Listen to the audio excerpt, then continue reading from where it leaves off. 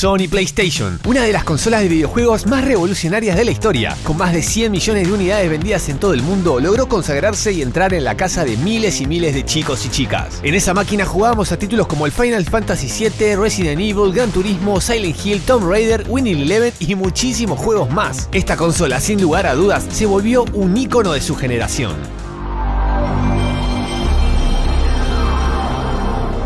Hoy, en las retroaventuras, la historia de la consola PlayStation. Empecemos. Antes de comenzar, te quiero recomendar que te suscribas a La Poción Roja, un canal especializado en videojuegos en el que vas a encontrar historias, secretos y la mejor información sobre tus consolas y videojuegos favoritos. No lo olvides, suscríbete a La Poción Roja.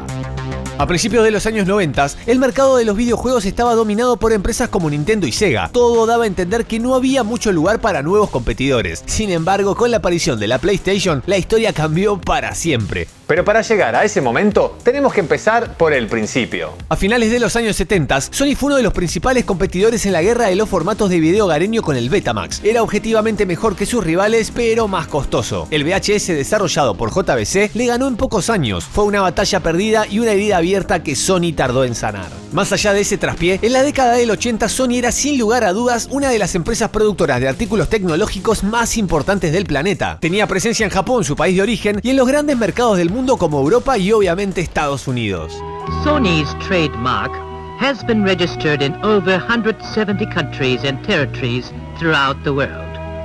Sony products live up to the confidence of all peoples around the world. Entre tantos productos se destacan los televisores Trinitron, una tecnología patentada por la marca, y el Walkman, un producto creado por Sony. De hecho, la palabra Walkman es una marca registrada por la empresa. Si tuviste un Walkman de otra marca, técnicamente no era un Walkman, sino un reproductor portátil de cassette de audio. Solo los de la marca Sony son Walkman. Sony siempre buscó estar a la vanguardia y generar productos de alta calidad y gran impacto, como por ejemplo el Jumbotron, conocido también como Jumbo Vision, una pantalla gigante que usaba una tecnología desarrollada por ellos mismos. This is the world's largest television set, 14 stories high. It's on display here at Japan's High-Tech Expo 85 outside Tokyo. It's made by Sony, a Japanese manufacturer. Otro gran desarrollo de Sony fue el disquete de 3,5. En realidad el que conocemos y hemos usado durante años no es exactamente el que diseñó Sony. Es una variante muy similar que fue aprobada por el Comité Industrial Microfloppy que reunía a más de 20 empresas. A partir de ese momento, el disquete fue adoptado rápidamente por empresas como Apple y Atari para sus productos. Poco tiempo después, se volvió el estándar dentro de la computación en general. Up to 2 megabytes. Huh? 2 megabytes? In that? Of course. La empresa holandesa Philips, a mediados de los 70 creó un grupo de desarrollo para la creación de un disco óptico. Se perseguía la idea de lograr un nuevo formato que pudiera reemplazar al cassette de audio que la misma Philips había desarrollado en 1962 y que fue estandarizando a finales de los 60 y principios de los 70. Philips Cassette Loading Battery Recorder. It's easy because tape comes in compact cassettes that you clip in for instant use. En parte, esa estandarización fue gracias al apoyo que le dio Sony. Philips había creado un formato de cinta magnética dentro de un cassette, pero otras empresas como Telefunken, RCA o Grundig también tenían los suyos. Sony apoyó el cassette de Philips a cambio de que Philips le diera la licencia para producir cintas y reproductores sin pagar un solo centavo. El cassette no fue utilizado únicamente para la grabación y reproducción de música, sino que también fue el soporte elegido por los productores de home computers como Sinclair y Commodore. Actualmente lo conocemos simplemente como cassette, sin embargo su nombre completo es Compact Cassette, en español cassette compacto. Para seguir con esa misma línea, Philips, aún sin tener su disco de audio óptico finalizado, sabía que lo iba a llamar Compact Disc o disco compacto, también conocido por sus siglas en inglés CD o CD. Sony era otra empresa que también estaba desarrollando un disco óptico durante aquellos años. En 1978 presentó su prototipo que permitía almacenar hasta 150 minutos de audio. Apenas un año más tarde, en 1979, Philips y Sony crearon un grupo de trabajo conjunto con el objetivo de sumar fuerzas a modo de alianza empresarial. Philips tenía experiencia por su trabajo junto a Pioneer en el desarrollo del Laserdisc y Sony en el campo del audio digital. En relación a la forma final del CD, existen varias leyendas. Se dice que Norio Yoga, un músico japonés que en un primer momento trabajó como consultor y que llegó a ser presidente de Sony, quería sí o sí que en el CD entrara completa la 9ª sinfonía de Ludwig van Beethoven y que por tal motivo el disco debería poder almacenar aproximadamente 75 minutos de audio. Magnified 12,000 times, this is what the surface of the compact disc looks like. Finalmente, el CD o Compact Disc fue presentado a empresas en junio de 1980 y desde ese momento, tanto Sony como Philips comenzaron una gira mundial mostrando el formato. Two of the biggest, Philips and Sony, have united to produce compatible hardware. Cuando se lanzó oficialmente en 1982, más de 40 compañías de todo el mundo ya habían solicitado las licencias necesarias para la producción de reproductores y de discos. Considering its quality and size, the compact disc most certainly will become a part of our everyday lives in the future. Dentro de las bondades, el nuevo formato presumía la posibilidad de eliminar los ruidos de fondo, ya que la lectura de la información no sería mediante un cabezal que frotara la cinta o una púa de vinilo, sino un silencioso láser. Además, prometía ampliar el rango dinámico en relación a otros soportes de audio del momento. Something which you can pick up and move around like that, even shake, and nothing happens. Bueno, eso de agitar el reproductor debe ser con algunos modelos. Los que yo tuve, si los movías de esa manera, el CD saltaba como un canguro. Sony creó el Discman, que al igual que el Walkman, también eran una marca registrada, y ahí sí que empezó la revolución del audio digital en discos compactos. The music business is changing. The initials LP have been replaced with CD. Muchas empresas crearon sus reproductores para llevar la música a todos lados. Introducing the Car Compact Disc Player. Más allá de lo que pudieran pensar o sentir los nostálgicos de aquel entonces, el CD se instaló como el formato preferido para escuchar música y se expandió alrededor del mundo. I hate to think that they would stop pressing vinyl altogether, but it's a possibility within the next 5 years. Posteriormente, el formato fue adaptado para el almacenamiento de datos en lo que conocemos como CD-ROM. CD-ROM is the kind of new technologies using the CD audio technologies. This is a very high capacity mass storage systems. El CD-ROM fue el primero, sin embargo también aparecieron otras versiones como el VCD o video CD y el CDI de Philips, que era básicamente un sistema interactivo. Para finales de la década del 80, en los mercados más ricos del mundo como Estados Unidos, Japón y Europa, el CD ya era el formato estándar para la música. Lentamente, también se empezaba a convertir en el soporte que, además de lindas melodías, iba a almacenar programas, juegos, enciclopedias completas e incluso películas y libros interactivos. A principios de la década del 80, Norio Yoga, el músico japonés que en un comienzo solo había sido un consultor, ya era presidente de la empresa Sony, en la que también trabajaba un ingeniero llamado Ken Kutaragi. La Famicom de Nintendo era cada vez más popular en Japón, todos querían tenerla. Fue así que Kutaragi le compró una consola de estas a su hija y al verla jugar quedó maravillado con el potencial de los videojuegos. Por aquel entonces, los ejecutivos de Sony no tenían demasiado interés en ese mercado. Sin embargo, Kutaragi aprovechó la posibilidad de arrimarse un poco a la industria. Nintendo estaba buscando un nuevo chip de sonido para su próxima consola de videojuegos de 16 bits, la Super Famicom, conocida posteriormente en Europa y América como Super Nintendo. Kutaragi hizo un acuerdo con Nintendo y junto con su equipo se puso a trabajar en secreto en este chip. Cuando los ejecutivos de Sony se enteraron de esto, la cosa se puso espesa y estuvo a punto de ser echado a patadas. Sin embargo, el mismísimo Norio Yoga le dio luz verde para que completara el trabajo. Si ya se había mandado la cagada, al menos que terminara el trabajo y cumpliera con su palabra. En diciembre de 1988 se lanzó en Japón para la consola PC Engine un complemento para utilizar juegos en formato CD-ROM, convirtiéndola de este modo en la primera consola en ofrecer esta posibilidad. Posteriormente fue lanzado en Estados Unidos bajo el nombre TurboGrafx CD. This is the TurboGrafx CD-ROM system, and this is Sherlock Holmes, consulting detective. Looks like a movie, right? Well, it's not.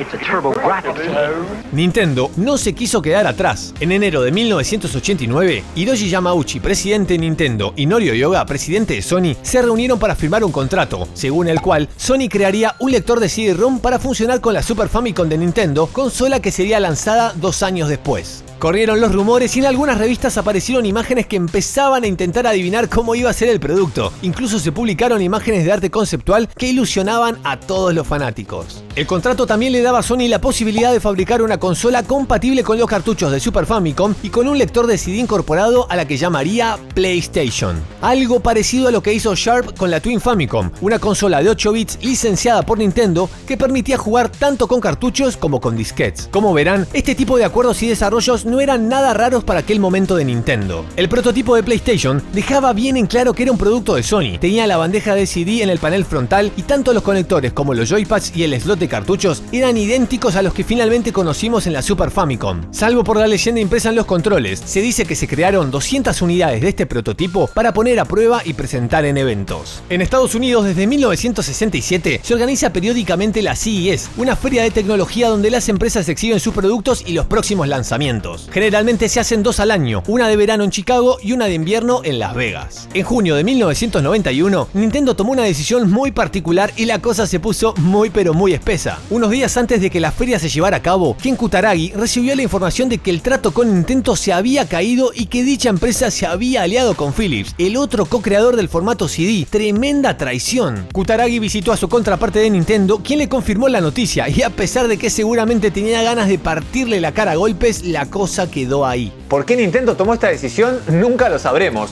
pero podemos pensar algunas hipótesis. Como por ejemplo que Nintendo, por aquel entonces una empresa totalmente dominante en el mercado de los videojuegos, no quería ceder ni un gramo de su territorio ganado, mucho menos a otra empresa propietaria de un formato que ellos no manejaban. En este mismo evento, Nintendo presentó su flamante consola de 16 bits, la Super Nintendo, la versión adaptada para el mercado americano de la Super Famicom, que ya estaba disponible en Japón desde el año anterior. En Estados Unidos y Canadá, Nintendo era la número 1 en ventas gracias a la NES, y la aparición de la Super Nintendo se llevó todas las miradas y la atención, no solo de las personas que pasaban por ahí, sino también de los programas de televisión que grababan contenido para sus próximas emisiones.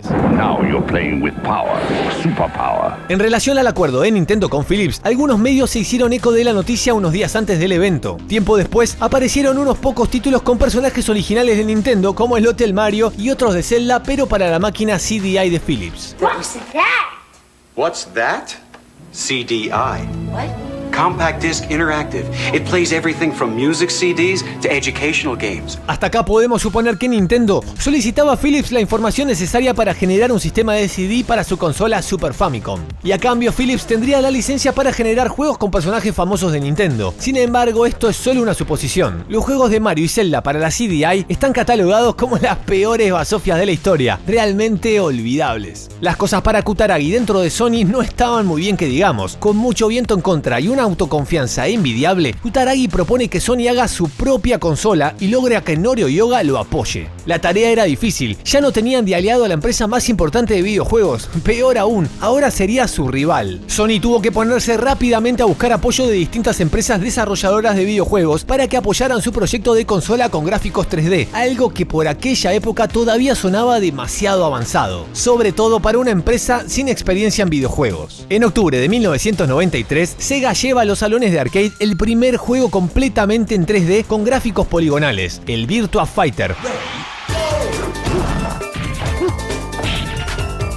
Un título que llamó la atención de los que frecuentaban los salones de videojuegos y también de los empresarios que empezaban a pensar que la propuesta de Sony al fin y al cabo no era una idea tan loca.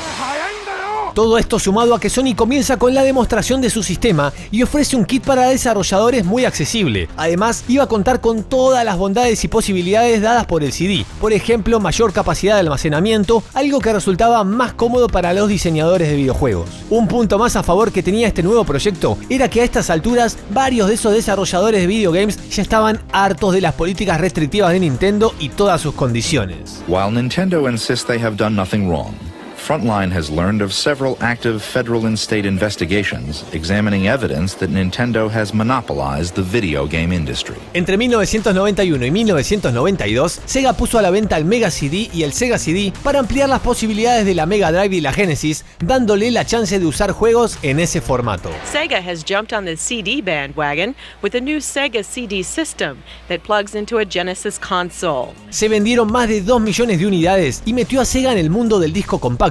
Como pueden ver, todas las empresas se iban subiendo al mismo barco. En octubre de 1993 apareció algo muy llamativo, la 3DO, desarrollada por 3DO Company. 3DO can process images 50 times faster than a PC or a video game console. 3DO Company no fabricaba la consola, sino que vendía la licencia a terceros para que ellos mismos la fabricaran. Cualquier empresa que quisiera hacer la suya compraba el permiso y la hacía a su gusto, cumpliendo con determinados requisitos, lógicamente. Fue así que Panasonic hizo la suya ese mismo año. The real 3DO system from Panasonic. Costaba $700, unos $1.350 de hoy. Lógicamente, a los 6 meses le tuvieron que bajar el precio a $400. Otra empresa que puso a la venta la suya fue Goldstar, y luego fue el turno de Sanyo. Los juegos en formato CD ya eran una realidad, y algunos programas de televisión comenzaban a hablar de eso. El formato de los juegos es en CD, en compact disc. Lo más destacable, para decir, de este tipo de performances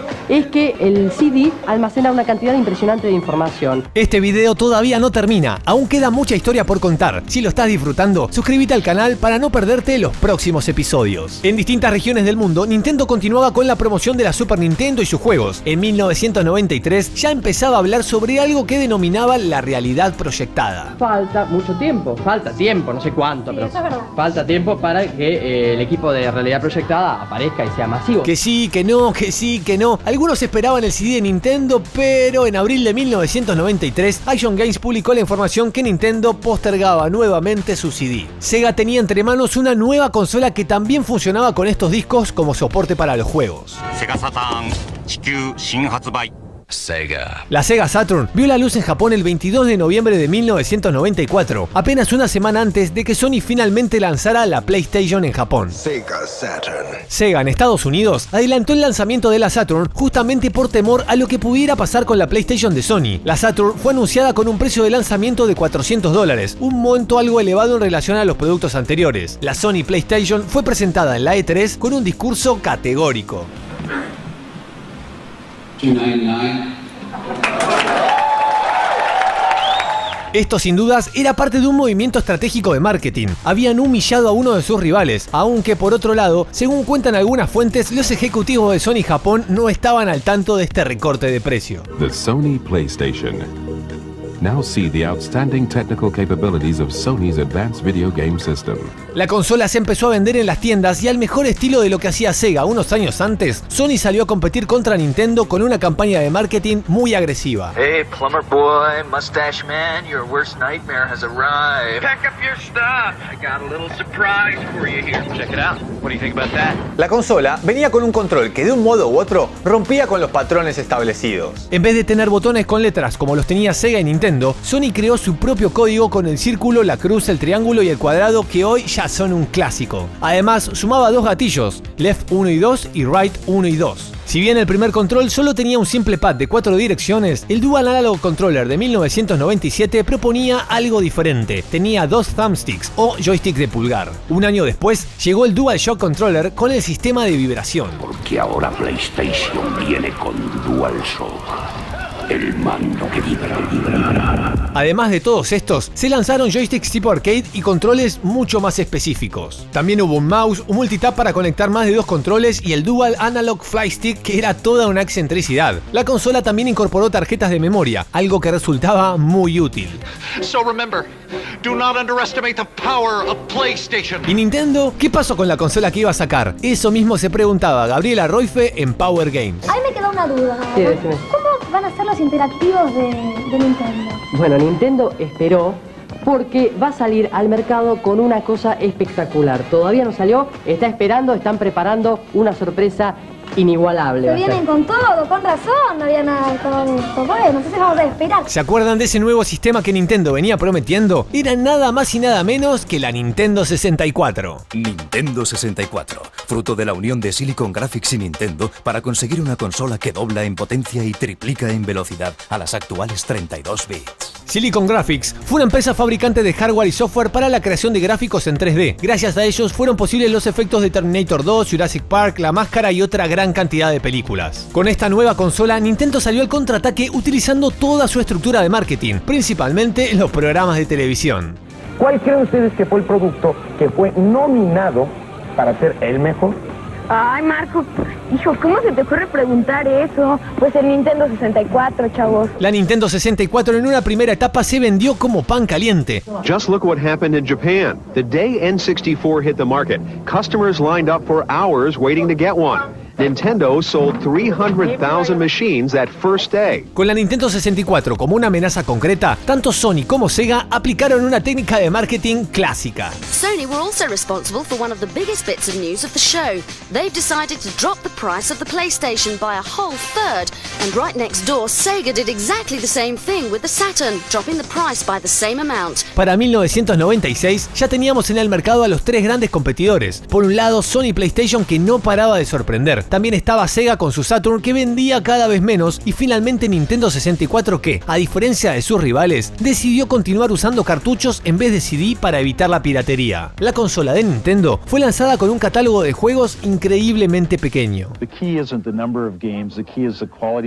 Pero ¿qué pasa si hay cantidad y calidad todo junto? Muchas de las empresas desarrolladoras de videojuegos abandonaron a Nintendo y empezaron a trabajar con Sony. Una de las primeras fue Namco. Sony はプレイステーションの発売と同時にナムコのタイトルも一緒に選びました。そう、ちょうどリッジレースのタイトルを選びました。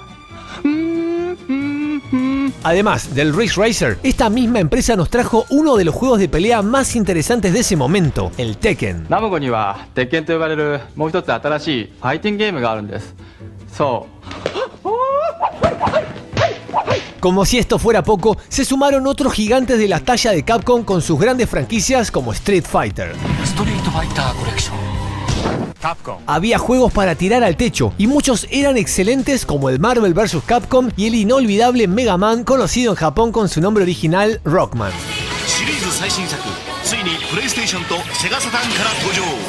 Incluso algunos juegos como el Final Fantasy, que unos años antes era furor en la Super Famicom, ahora pasaron a estar disponibles en la gloriosa PlayStation. Si bien en la televisión argentina la presencia de la PlayStation era casi nula, en algunos canales de cable podían verse notas sobre los juegos de este sistema en programas como Nivel X e incluso un tiempo antes también en Cybernet. Aquí está nuestro vistazo a los 10 mejores juegos de PlayStation. FIFA 99 está muy cerca de ganar el juego, pero no ha ganado la liga aún. Porque Solid Snake ha entorpecido su camino hacia la cima de la lista con el sorprendente Metal Gear Solid. También aparecieron algunas revistas que brindaban algo de información. Top Kids, a pesar de tener un interés especial en los productos de Nintendo, de a ratos abría un poco el juego. En el número 5, publicado a mediados de 1994, dentro de su sección de novedades, ya empezaban a hablar de la PlayStation. 2 meses después, en el número 7, la vuelven a mencionar. En este caso, dice que va a ser casi tan potente como la Ultra 64, el nombre que se suponía por aquellos años que iba a tener la Nintendo 64. Otras revistas como Action Games la incluyeron en su lista de novedades y comenzaron a hablar de sus títulos. También aparecieron en los kioscos de revistas algunas especializadas en la consola, como la bien recordada Club PlayStation, editada por Mayday Comics. La revista tiene un formato pequeño, apenas 13 por 20 centímetros. Incluía breves reseñas de los nuevos juegos, mapas de los distintos niveles y trucos y más trucos. Nintendo también tenía mucha presencia en los programas de televisión orientados al público infantil y preadolescente. Y estamos acá porque te tenemos que contar las últimas novedades de Nintendo 64.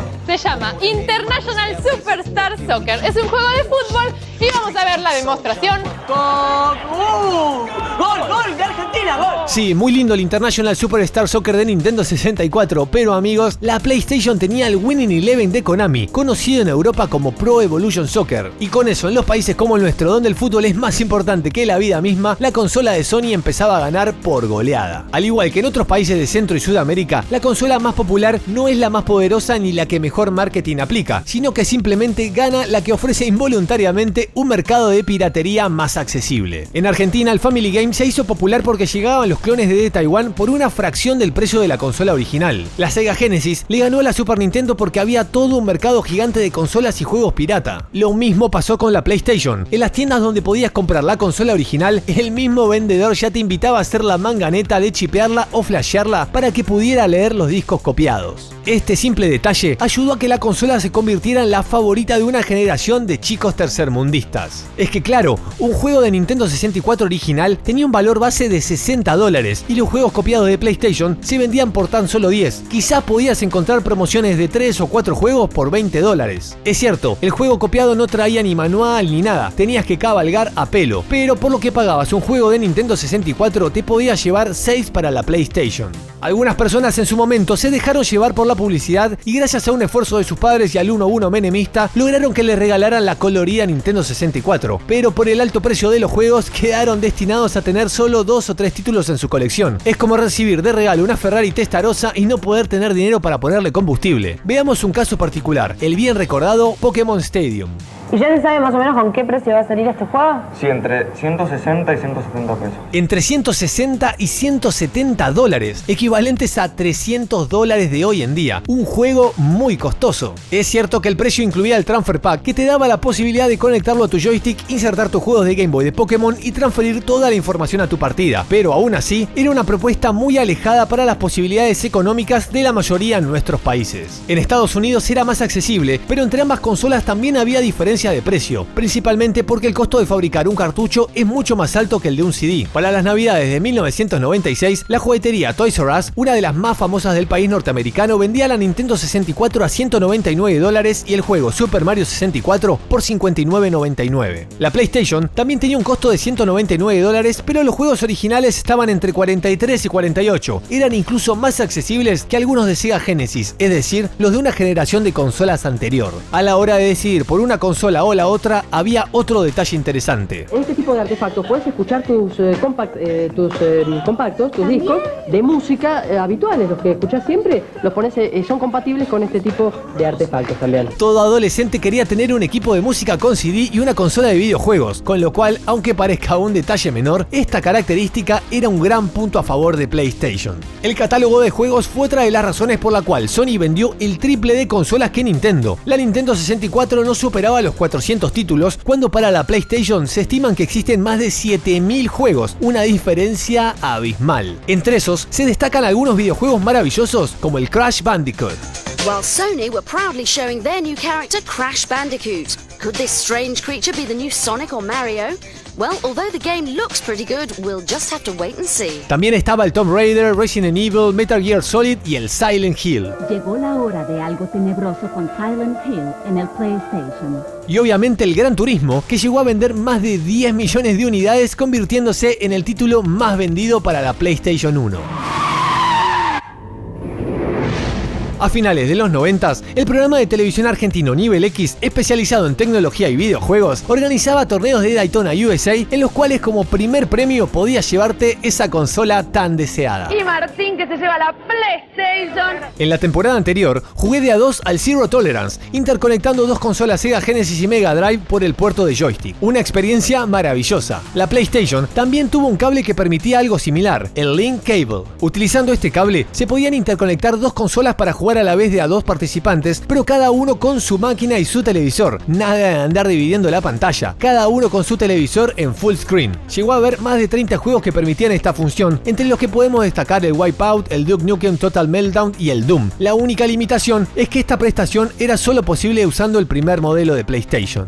Hace un tiempo, Yael, Rodri y Nahuel me regalaron 3 consolas PlayStation. Gracias a ellos, pude tomarme el tiempo de probar un montón de juegos que en los años 90, por una razón o por otra, no pude jugar. Sinceramente, el catálogo de juegos es abrumador. Entre tantos títulos, hay algunos realmente muy entretenidos y que al día de hoy siguen valiendo mucho la pena. Para finales de la década del 90, la PlayStation de Sony ya era una de las consolas más importantes del mercado y vendió más de 100 millones de unidades alrededor del mundo. Todavía están juntando y contando los billetes. Una locura.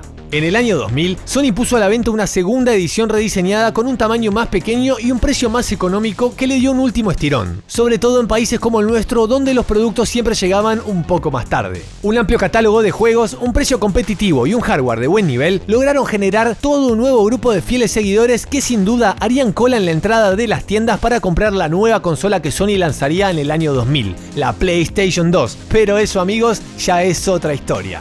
Eso es todo por hoy. Contame en los comentarios si tuviste o si quisiste tener una PlayStation y cuáles fueron tus juegos favoritos. Dale like a este video, compartilo con tus amigos, hacete socio del club Las Retroaventuras y nos vemos la próxima.